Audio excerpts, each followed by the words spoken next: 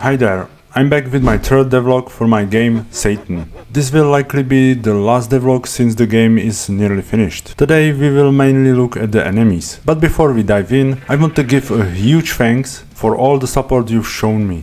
It really means a lot and it's giving me the energy and motivation that I need for finishing my game. One important update, the release date will be slightly delayed. It won't be on November 13 as I originally planned. I will announce the new date soon. The delay isn't because I've been slacking off. Instead, I've decided not to release the game entirely on my own. I was contacted by a publisher and we've come to the agreement. I'm hoping this collaboration will give the game more reach than if I were to publish it alone. And it will also be a valuable learning experience. Soon we will see how it all turns out and I'm really excited for it. Now onto the game itself. Since the last devlog, a few things have changed. For example, I ended up completely reworking the save system from my original plan. Initially, to make the game harder, I wanted to restrict saving so that players could only save at specific confession booths. But in easy FPS editor, you're limited to just 8 save slots. I tried adding more, but it didn't work.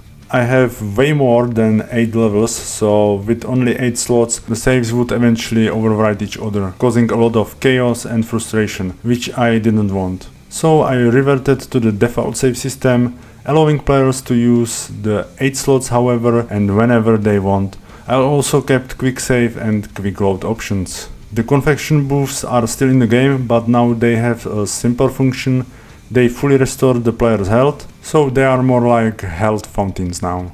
Another thing I completely revamped is the weapon upgrade system. Originally, I planned for nearly every level to have a hidden priest. Once you find him, he would upgrade specific weapon in exchange for free relics scattered around the map. For example, in the second level, he would upgrade your pistols, boosting their damage, while in third level, he would upgrade the shotgun. I thought it was a cool idea, but during the test I found a problem. If the player saved an existing game, they would lose the upgrade when they reloaded. In other words, I couldn't make the upgrades stay saved. So it's very bad because when player load game, upgrade isn't there. So I changed the system. The priestesses are still hidden in the levels, and now, with one exception, they will give you a general boost for all weapons. You also get a bit of extra health and armor, but this upgrade only lasts for the one level. So, for example, if level is particularly challenging, you can collect some relics, find the priest, and make it easier to complete.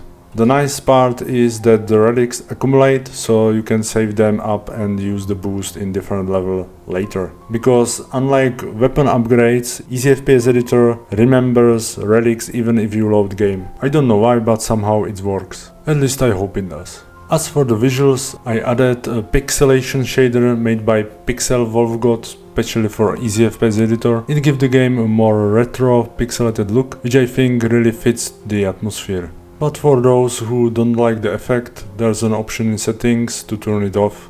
I also added a bit of bloom, so now for instance fire projectiles have slight glow. And now finally let's get to the enemies. In the easy FPS editor we can divide them into two types, ranged and melee attackers. For ranged enemies I can choose whether they are standard projectiles or raycasting projectiles.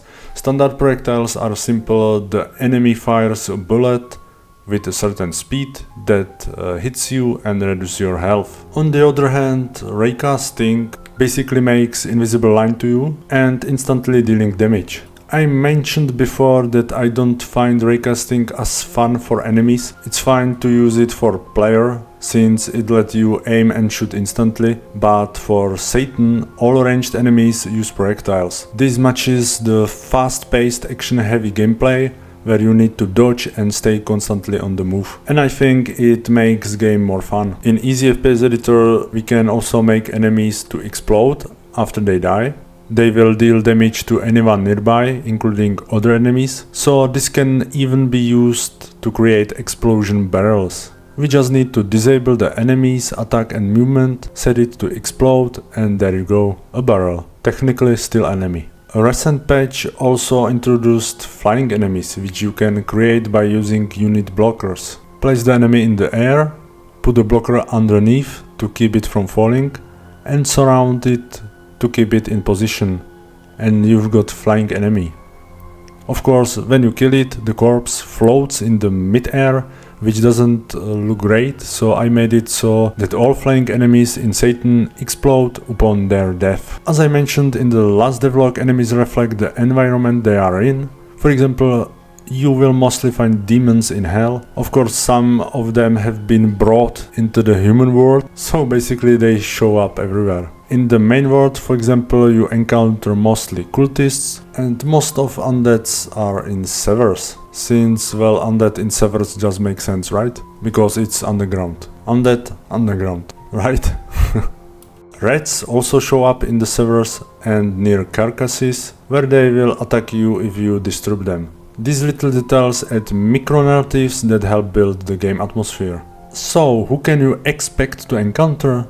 If you play my original Satan 3D game, you will see some familiar faces, like the cultists, basic unit, but there is also a version of cultists with knife, so watch out because they will try to stab you. Zombies also return. They are tough, but if you kill one, you will get its heart, which if you eat it, it will heal you a bit. Maybe a little gross, I know, who would eat a zombie heart. But hey, this game is kind of trip. There's also the fat guy and the chainsaw wielding goat from the first game, plus a lot of new enemies since this engine doesn't have a limit on enemy types, which is awesome. So now we have characters like the Spiderhead, the annoying satanistic rats, more types of cultists, reapers, gargoyles, a possessed doll, and of course tons of demons, like for example the demon head, a clear nod to Doom, which I'm sure you all caught.